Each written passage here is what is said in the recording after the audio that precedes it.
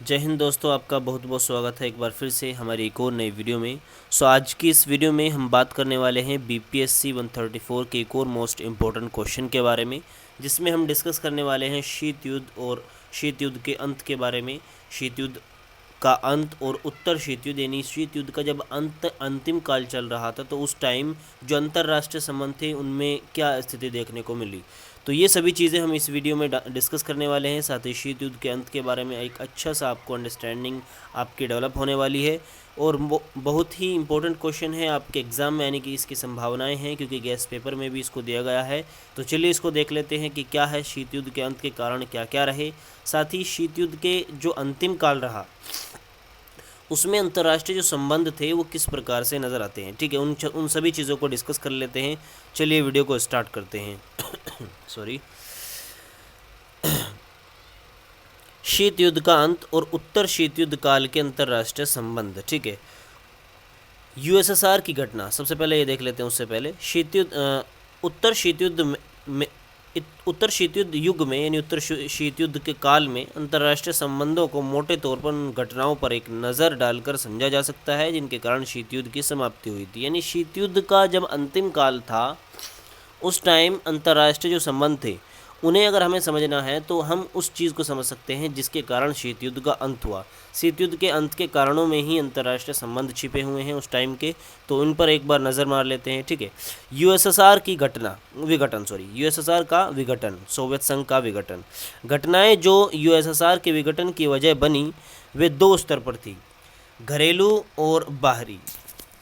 एक minute wait कीजिएगा।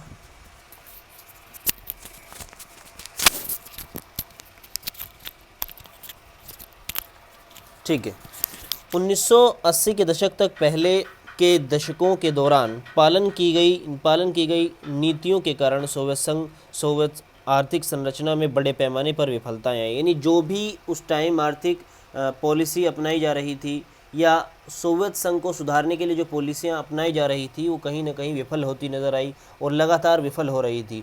उपभोक्ता सामान और कृषि उत्पादन की मांग और आपूर्ति में भारी गिरावट आ रही थी। यानी जो उपभोक्ता सामान होता है उसकी भी वो यूएसएसआर अपने नागरिकों के लिए आपूर्ति नहीं करा पा रहा था। राज्य विभिन्न क्षेत्रों में बढ़ती मांग के लिए पर्याप्त रूप से आपूर्ति नहीं कर सका। मिखाइल गोर्बाचेव 1985 में communist party of the Soviet union के महासचिव बने। इसके यानी तुरंत बनने के बाद, इसके तुरंत बाद उन्होंने एक नई सोच शुरू की जिसके तहत महसूस किया गया कि आर्थिक शक्ति ने सुरक्षा के सबसे महत्वपूर्ण पहलू के रूप में सैन्य शक्ति को उखाड़ दिया था। ठीक है, उन्होंने सोवियत संघ के समाजवादी सरकारों की रक्षा के लिए हस्तक्षेप करने के अधिकार के ब्रजनेव सिद्धांत का त्याग किया। ठीक है, अतीत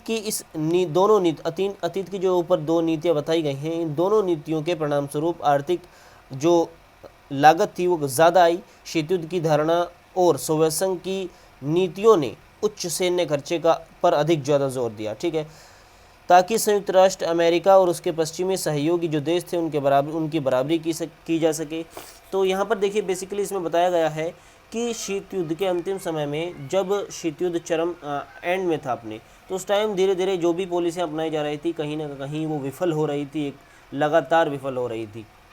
साथ ही शीत युद्ध के टाइम सोवियत संघ ने अपने जो विचारधारा थी उसको सफल दिखाने के लिए या कहीं ना कहीं अमेरिका से ऊंचा अपने को दिखाने के लिए ज़्यादा से ज़्यादा सैन्य खर्चे पर ध्यान दिया, न कि जन कल्याण के, विकास के, या जो ज़रूरी चीज़ें हैं, दैनिक यूज़ की जो चीज़ें हैं, लाइफस्टाइल को सुधारना है, इन सभी चीज़ों को ध्यान में न रखते हुए उसने सिर्फ डिफेंस के मामले पर, सैन्य खर्चे पर ज़्यादा ध्यान दिया और सैन्य बजट को इतना ज़्यादा बढ़ा दिया कि 40 से 50% जो सहयोग था, जो यानी जो 40 से 50% जो खर्चा था वो सारा का सारा सैन्य मामले पर जा रहा था। तो कहीं ना कहीं शीत युद्ध के अंतिम टाइम में सोवियत संघ के विघटन का ये बहुत ही बड़ा कारण माना जा सकता है, क्योंकि जब सारा खर्चा जो है सैन्य संगठन पर जाएगा, सैन्य खर्चे पर जाएगा, सैन्य बजट पर जाएगा, तो विकास कहाँ से होगा। ठीक है, और वहाँ का जो लाइफस्टाइल था वो बिगड़ता चला गया, भुखमरी और नई नई बीमारियाँ उत्पन्न होने लगी। ठीक है,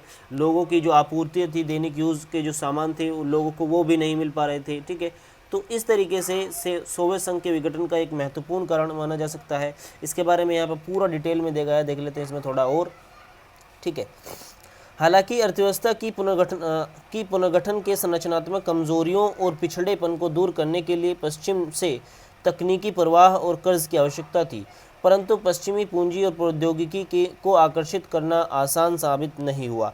साम्यवाद प्रतिमान के बीच समग्र आर्थिक ढांचे में संरचनात्मक आर्थिक कमजोरियों और खामियों के परिणाम स्वरूप विफलताएं हुईं, जिसके कारण गोर्बाचेव ने नौकरशाही की कठोरता को जिम्मेदार ठहराया और गोर्बाचेव ने अपनी इस सभी नीतियों के जो लगातार विफल हो रही थी, इसका जो जिम्मेदार ठहराया वो नौकरशाहियों को ठहराया, लेकिन जबकि जो गलती थी वो उसी की थी। उन्होंने एक खुली बहस या ग्लासनोस्ट का आह्वान किया। ग्लासनोस्ट का उद्देश्य सोवियत नागरिकों को कुछ राजनीतिक शुरुआत प्रदान करना है, ठीक है।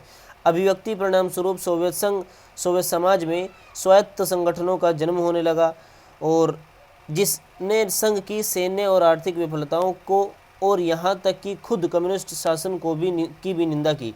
तो धीरे धीरे वहाँ पर नए नए संगठनों का जन्म होने लगा, स्वायत्त संगठनों का जन्म होने लगा, जो ना कि वहाँ की जो बुरी पॉलिसियाँ थी जो लगातार विफल हो रही थी। साथ ही सोवियत संघ की जो पार्टी थी, कम्युनिस्ट पार्टी, उसका भी उसने पुरजोर कर विरोध किया और उसकी खामियों को उजागर किया। 1989 तक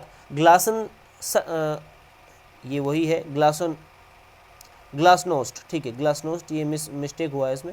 ग्लासनोस्ट पूरे यूरोप और मध्य एशियाई क्षेत्रों में फैल गया, जिसमें व्यापार प्रदर्शन के साथ अधिक स्वतंत्रता का आह्वान था।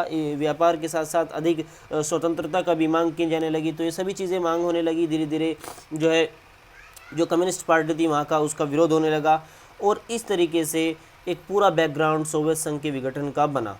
दूसरा जो कारण सबसे बड़ा माना जा सकता है वो है दूसरा जो कारण है वह है बर्लिन की दीवार का गिरना और जर्मनी का एकीकरण, ठीक है।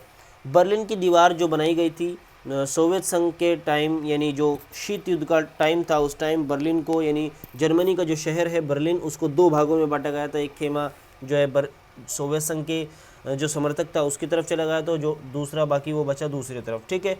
इसको देख लेते हैं। शीत युद्ध के अंत को चिन्हित करने वाली एक अन्य महत्वपूर्ण घटना थी 1989 में बर्लिन की दीवार का गिरना, जिसने 1961 से पूर्वी और पश्चिमी जर्मनी को शारीरिक और वैचारिक रूप से विभाजित कर दिया था। यानी 1961 में जब बर्लिन की दीवार बनी तो उसने पश्चिमी और पूर्वी जर्मनी को अलग अलग कर दिया था, न कि सिर्फ शारीरिक रूप से बल्कि वैचारिक रूप से भी, ठीक है। पश्चिमी जर्मनी, जिसे जर्मनी के संघीय गणराज्य के रूप में भी जाना जाता है, पश्चिमी गठबंधन व्यवस्था का हिस्सा था, जबकि पूर्वी जर्मनी यानी जो जर्मन डेमोक्रेटिक रिपब्लिक था वो सोवियत संघ का सदस्य था। जर्मनी का इन दो हिस्सों में विभाजन विचारधारा की तर्ज पर था, जिसने पूंजीवाद और कम्युनिस्ट गुटों के बीच शीत युद्ध का प्रतिनिधित्व किया। यानी दो गुटों में बर्लिन भी बट गया था, यानी जर्मनी भी दो गुट में बट गया था। एक गुट जो है वो पश्चिमी खेमे की तरफ था और दूसरा गुट पूर्वी खेमे की तरफ। ग्लासनोस्ट का प्रभाव जल्द ही यहाँ पर तक भी पहुँचा। बाल्टिक क्षेत्र और विशेष रूप से पूर्वी जर्मनी में फैल गया यह प्रभाव। 12 जून 1987 को बर्लिन में ब्रेंडेनबर्ग गेट पर एक भाषण में अमेरिकी राष्ट्रपति रोनाल्ड रीगन ने गोर्बाचेव की दीवार को तोड़ दो, इस तरीके के शब्द कहे। इसके बाद कई राजनीतिक और आर्थिक संरचनात्मक परिवर्तन हुए, ठीक है। पोलैंड में 1989 में चुनाव में कम्युनिस्ट पार्टियों को हराया गया और हंगरी में राजनीतिक और आर्थिक सुधार हुए। तो इस तरीके से कहीं ना कहीं एक पूरा बैकग्राउंड सोवियत संघ के विघटन का बनने लगा। सोवियत संघ की जो पार्टी थी कम्युनिस्ट पार्टी, वो जगह जगह हारने लगी, ठीक है, जगह जगह उसका विरोध होने लगा। साथ ही जो उसके द्वारा बनाए गए खेमे थे उसको तोड़ा जाने लगा। एक बर्लिन की दीवार जो उसके द्वारा बनाई गई थी, जो शीत युद्ध का एक बहुत बड़ा उदाहरण थी, उसको तोड़ दिया गया। तो धीरे धीरे लोगों को समझ आने लगा कि कम्युनिस्ट पार्टी कहीं ना कहीं ख़राब है और बेकार अर्थव्यवस्था है, जिसमें हम लगातार एक निम्न तबके तक जा रहे हैं। ना विकास हो रहा है, ना किसी चीज़ पर ध्यान दिया जा रहा है। सिर्फ ध्यान जो दिया जा रहा है वो होल्ड पर दिया जा रहा है कि किस तरीके से पूंजीवादी अर्थव्यवस्था से अपने आप को बड़ा दिखाया जाए और पूंजीवादी अर्थव्यवस्था के अपने आप को बराबर दिखाया जाए, जबकि ऐसा कुछ भी नहीं था। पूंजीवादी अर्थव्यवस्था काफ़ी अच्छे मॉडल पर जा चुकी थी, काफ़ी अच्छे स्तर पर जा चुकी थी। उनका जीवन स्तर, उनकी जो इस्तेमाल करने की चीज़ें हैं वो काफ़ी अच्छी हो चुकी थी, क्वालिटी में वो लोग विश्वास रखते थे। जबकि यहाँ पर सामान तो पूरा दिया जा रहा था, बहुत सी सुविधाएं भी दी जा रही थी, लेकिन उनकी क्वालिटी काफ़ी बेकार थी। साथ ही यहाँ पर बनने वाली चीज़ों की जो क्वालिटी थी वो काफ़ी ज़्यादा ख़राब और काफ़ी भद्दी थी, जिसके कारण जो लाइफ स्टाइल था वो काफ़ी निम्न था। तो ये सभी कारण रहे सोवियत संघ के विघटन के। इसमें एक और कारण महत्वपूर्ण देख लेते हैं, जो है आर्थिक निर्भरता का गहरा होना। ये काफ़ी इंपॉर्टेंट हो सकता है शीत युद्ध के विघटन सोवियत संघ के विघटन के टाइम, ठीक है। शीत युद्ध की समाप्ति समाजवाद और समाजवादी गुट की विचारधारा के पतन के अलावा आर्थिक वैश्वीकरण की प्रक्रिया के तेजी से बढ़ने के साथ हुई। वैश्वीकरण अंतर्राष्ट्रीय आर्थिक और व्यापार संबंधों में तेजी से वृद्धि हुई और एक तरफ अन्योन्याश्रय और गहनीकरण का और सूचना व संचार प्रौद्योगिकी में महान तकनीकी मील के पत्थर के रूप में एक बड़ी प्रक्रिया हुई, ठीक है। इसे एक बार और देख लेते हैं। वैश्वीकरण, एक मिनट,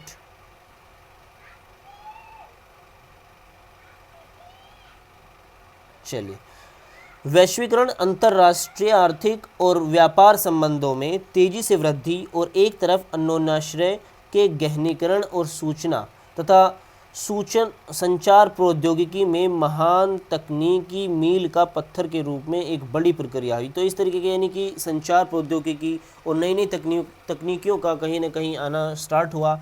इन विकास के परिणाम स्वरूप वैश्विक गांव नामक एक नई अवधारणा का उदय हुआ, जो विनिर्माण और व्यापार संचार के साथ साथ वेब आधारित कनेक्टिविटी के रूप में निर्माण हुआ इसका।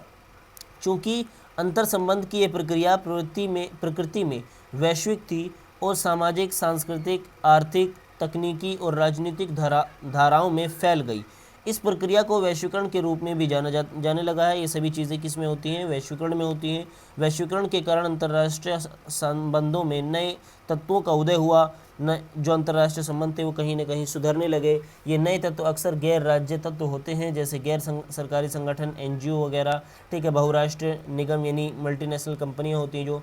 इन तत्वों ने राष्ट्र राज्यों के बीच संबंधों को निर्धारित करने में महत्वपूर्ण भूमिका निभाई और वे स्वभाव में मुक्त उद्यम और मुक्त व्यापार और कम जवाबदेही से प्रेरित थे। तो ये सभी चीज़ें कहीं ना कहीं बहुत ही इंपॉर्टेंट रही। धीरे धीरे वैश्वीकरण जैसी स्थिति सामने आने लगी तो लोगों को पता चलने लगा कि पूंजीवादी अर्थव्यवस्था काफ़ी बेहतर है, न कि कम्युनिस्ट या साम्यवादी अर्थव्यवस्था, ठीक है। तो इस तरीके से पूरा एक बैकग्राउंड तैयार हुआ सोवियत संघ के विघटन का, और सोवियत संघ के विघटन के कारण हमने यहाँ पर जाने जो अंतर्राष्ट्रीय संबंध थे वो किस प्रकार के थे। तो आई होप कि आपके अच्छे से इसमें वीडियो में समझ में आया होगा। इसकी पूरी PDF, साथ ही जो वीडियो की PDF बची हुई हैं वो भी शाम तक आपको सभी PDF मिल जाएंगे हमारे टेलीग्राम चैनल पर। तो इससे पहले हमने लगभग 10-11 वीडियो और डाली। अगर आपने उन्हें नहीं देखा तो मोस्ट इम्पॉर्टेंट टॉपिक हैं जिसमें मैंने कवर कराए गए हैं, और उनको ज़रूर देखिएगा। साथ ही इस वीडियो को लाइक और शेयर अपने फ्रेंड्स के साथ ज़्यादा से ज़्यादा करें। और चलिए मिलते हैं अगले वीडियो में, तब तक के लिए गुड बाय।